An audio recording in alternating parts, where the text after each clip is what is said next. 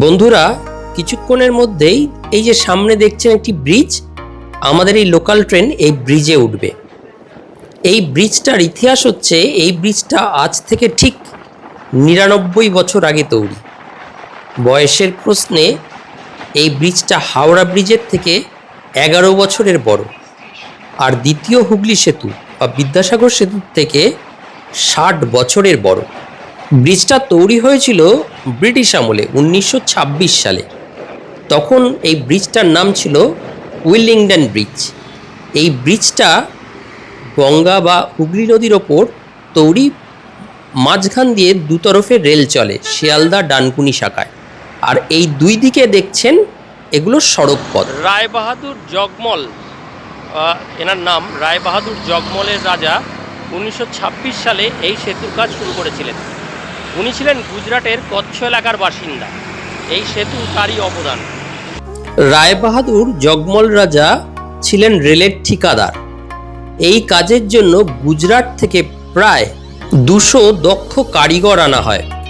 রেলের ইতিহাস বলছে এই সেতুর ওপর দিয়েই প্রথম হুগলি নদী পারাপার করেছিল রেলওয়ে, মানে ব্রিটিশ ইন্ডিয়ান রেলওয়ে, ১৯৩১ সালের ২৯শে ডিসেম্বর।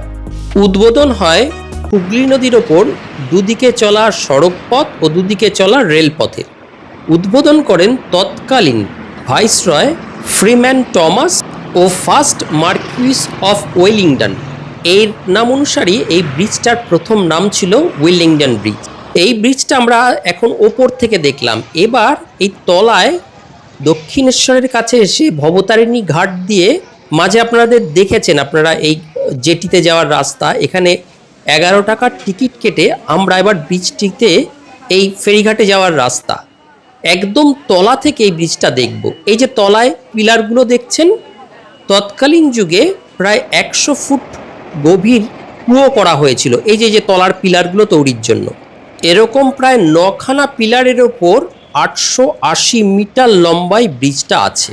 এই ৯খানা স্তম্ভের ওপর রেনফোর্সড কংক্রিট দিয়ে ও স্টেনলেস স্টিলের খাঁচা দিয়ে তৈরি হয়েছে ব্রিজের মূল কাঠামো।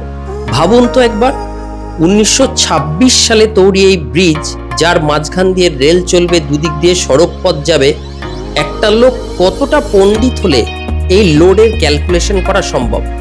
এই ব্রিজটা প্রায় ১০০ বছর হয়ে গেল, একটা ইঞ্জিনিয়ারিং মার্ভেল। কিন্তু সেতুর ঠিক তলাটা কেমন দেখার জন্য আমিও টিকিট কেটে চেপে বসলাম দক্ষিণেশ্বর থেকে বেলুড়মঠগামী লঞ্চে।